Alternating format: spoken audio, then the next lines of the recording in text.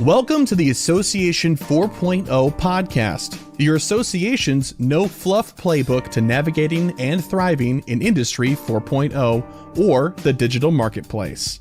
Each week, we bring expert insights to help you and your association stay ahead of the curve. Hello, my name is Sherry Budziak, and I'm the host of the Association 4.0 podcast. I am also founder of .org Community and CEO of orgSource, a consultancy to associations. Today, my guest is Sue Dykema. Sue is a consultant with orgSource. She is a skilled facilitator who is adept at supporting board members and volunteers in realizing their governance potential. Sue excels at operational management, financial oversight, fostering transparency, and promoting a culture of success. For 27 years, Sue has served as the executive director and in various managerial positions with the American Society for Aesthetic Plastic Surgery. And as my listeners know, I am passionate about helping leaders develop skills for navigating in these fast-paced digital markets. This is a conversation of several that I'm having with consultants to get some strategies and advice for future success in this new environment. So welcome, Sue, and thank you so much for joining the show today. Thank you for having me, Sherry. It's fun to be here with you today. Sue, tell our audience a little bit about yourself and a little bit more about your background. Sure. So you already mentioned my 27 years with the American Society for Aesthetic Plastic Surgery, and the last 13 years with that organization, I was executive director. But my entire career has really been in the medical meetings and association environment. Prior to working for the Aesthetic Society, I worked for an organization where we captured speakers on audio and videotape. So for 13 years, I traveled around to various medical meetings, and our company actually contracted and did about 125 medical meetings a year on a global scale. So that was a lot of fun, and that really started my love of travel, which is another thing that I'm very passionate about. But in my time working with associations, one of the things that I'm really passionate about from a personal perspective is the mentoring aspect, whether it was mentoring my professional staff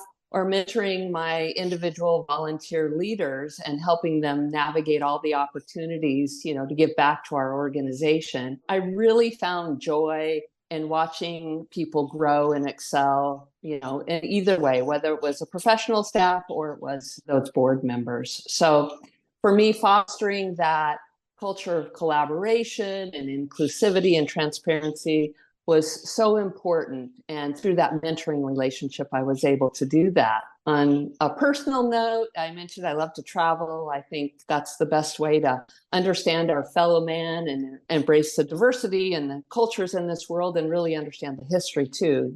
Why are we doing the things that we're doing and how did things come to be? I think that's so important to have that understanding. When COVID hit, I started doing some painting, both acrylics and watercolor, and I love doing that. That's kind of my creative outlet. And then on a personal note, I don't have any children, but my husband and I rescue animals. So we have dogs, cats, pigeons, possums. We have the gamut that have come through our lives. Right now we have a feral mama cat and 6 kittens that we're hoping to find babies for. So anything to do with helping the animals is right up our alley. And I don't know, maybe that comes from when I was a kid in my formative years. I grew up in Montana during that time, lived on a farm, and that's where I developed my strong work ethic that stays with me today. That's great. So, Sue, recently I've been thinking and writing about the role of emotional intelligence in successful organizations. So I wanted to get some of your ideas about the importance of empathy, self-knowledge, and strong social skills for associations. I don't think it can be understated the importance to have these soft skills for board members and for leaders in an organization. Everything an organization does is to drive the mission and to set those strategic initiatives. And in order to do that, you really have to listen to all of the stakeholders and gather all of those perspectives. And that's where these skills really come into play. You need buy-in from everybody to be successful and to develop programs and plans that align. And that really is critical to success. I think as an organization and a board, it's important for organizations to invest in leadership training where they can have an experiential component to learn and practice tools that can help them navigate the complexities of board service and leverage and develop those emotional intelligence skills, whether that's conflict resolution or understanding the nuances of communication and how important context is in communications. I think that's critical. And all of this really comes together. And the bottom line is this is a way to cultivate those rich relationships, that human touch. And those collaborations really build trust and they lead to a positive culture. I think that the importance of those skills can't be understated. And I think it's incumbent on organizations to invest in their leaders to make sure they have an opportunity to practice and learn those skills if they are lacking in some degree going into their board service. Yeah, that's some really good points. I was just recently talking to another CEO that said that that's, I guess, his biggest challenge with boards, and he's seeing that with other CEOs are having similar struggles. So that's really good points about taking the time for the training and focusing on that. The agendas are always full agendas, and you never carve out the time for the necessary training. Yeah, and in my previous organization, we had a training program that we did. It was 2 weekends. Members had to sign up and apply for it and go through the training. And they could be at any point in their service to the organization. But it really was a great way to teach them some real tools to use. But then also it was a way to start cultivating those relationships. If you start cultivating those relationships early on, and then you have a kind of a cohort of people who are moving through those leadership opportunities and coming up together, again, they have that trust. And it started with that foundation of that leadership training. And I think we saw the benefit of that over the years when we kept that going. And I think that's critical. I think it's more important today, maybe more so than what it's been in the past. So how do you think that the responsibilities of the board are changing today? And I guess my follow-up question to that is, are associations up to speed on how boards need to function in this new digital environment? Yeah, that's a great question. I think, the responsibilities of a board aren't really changing in terms of that, fiduciary responsibility and setting the direction and the goals and all of that. I think where the challenge comes in is the speed of the decision making and the complexities that technology brings to that. A board is responsible for protecting an organization's assets and their reputation, especially in the digital age. So, a board needs to be agile and responsive. And they have to be ready to adapt to new strategies and maybe operations to address emerging technologies or emerging opportunities and the threats that may come along with that. I go back again to, investing in some training in that digital technology and what's coming. An organization needs to help keep their board members up to speed. But I also think it's incumbent on individual board members to take it upon themselves to look at what's happening in their professional landscape. What is the technology that's impacting them on a day-to-day basis? Is there any of that technology that could maybe be brought in and leveraged within an organization to drive that mission and help it achieve their goals? It's a two-way street, but it is really at a point now where really understanding that need to be nimble and to stay current is so important now for boards. You just can't be lax on that front, or you're going to miss out on great opportunities. You alluded to the business landscape has been rapidly changing, and you mentioned agility. What kind of leadership is called for today, do you believe? And how should associations be thinking about recruiting for those that serve on their boards? Today you need a visionary leader, and you need leaders who have a deep understanding of the organization's mission and values and ability to envision those strategies that are going to fulfill that mission and serve their members. There's a need for some common sense in all of this as well. Oftentimes, common sense is really lacking. I don't think common sense can be understated in the role of a board, and being open-minded and collaborative. That's so important. And I think the other piece is an ethics component. Boards have to be transparent. Accurate communications is expected, and that builds trust. And that trust is essential in a culture in order for an organization to be successful. If trust is lost, it takes a long time to rebuild that. And it can be lost so quickly. And I think that ethical aspects really needs to be protected and made sure that that is a component culturally that everybody focuses on. And then, you ask about recruitment. Again, I think a board needs to identify where they have some knowledge or expertise gaps, that they may need to fill on a board. But I do think it's important for individual board members to take on a responsibility to identify future leaders and mentor and cultivate those individuals, along the way, and figure out who has a desire and ability and a need or a want to give back to their professional organization. Get them involved early on, but mentor them through the process and mentor them, over the years through their service to an organization until they have an opportunity to serve on the board. I think that is critical, because that mentoring aspect, whether it's formal or informal, really doesn't matter. But that cultivates the friendships and the connections. And that lifelong friendship is really a joy in life.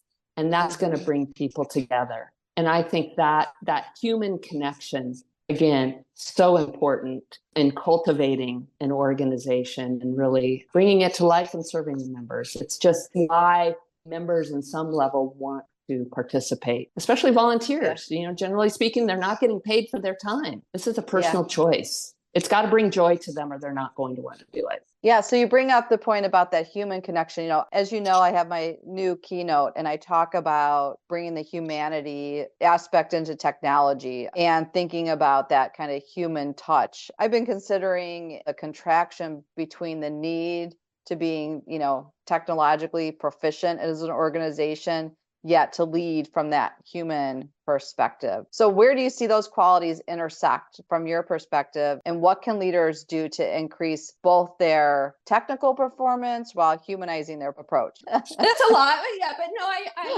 I get the question. And I think it's important to recognize that technology is a tool. It's a tool to improve productivity. Boards and staffs need to work together and determine how you can leverage technology to take care of some of those things to increase productivity that don't require necessarily the human touch or the human relationship.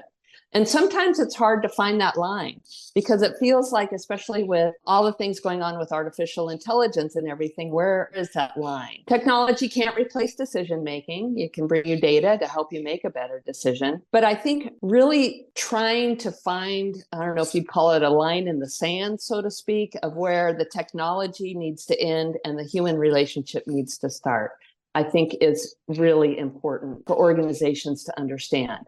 And maybe that means bringing in some experts, to help evaluate where is that line and how can we leverage technology to service various needs, but where does that come to an end and where does that human touch come required? And there are a lot of experts, such as the people on the orgSource team, who can help with that. And I think that's the critical piece for organizations to really kind of understand and have discussions about. We may talk all around it because we're talking about so much about technology, but really from an organizational standpoint, where is that line for them? And having that conversation is important. Yeah, to that point, Sue, we've been having those conversations because I think with every group it's a little bit different and there's definitely pros and cons. So we'll take a simple example. We're working with an organization that's looking at some sort of, chatbot for customer service. We asked the conversation of at what point do you want to make sure that there's a human touch or do you use those chatbots for your customer service teams and then continue with the human touch? So I think there's always a different way to kind of look at how you can use the tools, as you talked about, kind of improve productivity, but not lose why people are engaged in your organization. Yeah. And so I think, having those conversations is really important. We work with some nursing organizations. They're not working 9 to 5. They may be needing something at the hospital at midnight. So in those situations, those chatbots are nice to have because otherwise they would have nobody. Assessing kind of that culture, that need within the culture of whatever the profession is or whatever the organization is a critical point. That's why it's not going to be the same for everybody. I don't think it's a specific framework that works for everybody. You need to have that individual assessment and figure out where that is. And I think that's so important, within the culture of an organization. But I think the other piece that comes into play are the resources. You have your staff resources and you have your financial resources, and then you have your risk and your benefit. And how are you finding kind of that sweet spot where you are leveraging and pulling all of those levers to really provide the best service to your members? It's a little bit of an art, I think, to figure that out, and some expertise to figure that out. Yeah, absolutely. So kind of before we wrap up today, my last question to you is, how do you feel that associations can reimagine governance? It's so important that they have a strategic governance model. We have to move away from the bureaucratic, operational, or governance model that kind of gets a board stuck in doing certain things. And the board needs to be strategic and emphasizing their long-term vision, and with innovation and adaptability all kind of baked into their cake. And that's so important so that they can monitor their performance. They need to have those objectives, monitor their performance, and have the ability to make those little tweaks to continue to improve. A lot of little tweaks are easier, I think, for individuals and a board to digest than a big major overhaul. So if you can keep that in mind, I think that is important from a governance standpoint. You have to embrace the technology tools and the digital tools and to enhance your effectiveness. I don't think there's any way around that. You just need to really find that line in the sand where you're using technology versus your human touch. And I do think it's so important to get all your stakeholders around the table. You need to have all those perspectives and all of that input. It gets that buy-in from everybody who's involved. And whenever humans buy into something, they'll promote it, they'll support it, they'll want to see it be successful. And I think that is critical. You also need for your members who are a little more just paying their dues and not so engaged, you need their feedback. How are they really perceiving the services that they're getting from the organization and the value of that membership? You need to have your finger on the pulse of the average member, because what is it? An average of maybe 2 to 5% of members volunteer in some capacity with their professional organization. That's a whole lot of members left out there who are just enjoying the benefits on some level, but you need to know what their perceptions are around those benefits, and are you really serving their needs? And that, I think, is a critical piece that probably needs to happen more frequently in terms of short surveys or advisory boards or things that can provide that feedback. And then above all, you need to have that transparency and accountability. That's what builds the trust, which will help your organization thrive. And from my standpoint, that's like a non-negotiable. That's just critical, especially in this environment. It doesn't take much if a mistake is made and something gets posted online, and before you know it, you have lost all of that. You have to guard that and really promote how important that is within an organization to make sure that you are being honest and forthright in what you're doing, ethical, and transparent. It's just critical in this day and age. You can't skirt that aspect at all. Yeah, totally agree. So Sue, this was a great conversation. Thank you for taking time today to share your thoughts and knowledge with the community. And if anybody's interested in getting in touch with Sue, you can reach her at sue@orgsource.com or contact me at sherry@orgsource.com. Again, appreciate your time, and I'll have you on the show again soon. All right, great. Thank you, Sherry. Really appreciate it. We hope you enjoyed this episode and discovered tips and information that will add value to your leadership style and your association. orgSource specializes in positioning teams for success with solutions for technology, strategy, and marketing. Please contact us at info@orgsource.com or visit www.orgsource.com to find out how to keep your organization on track to Association 4.0.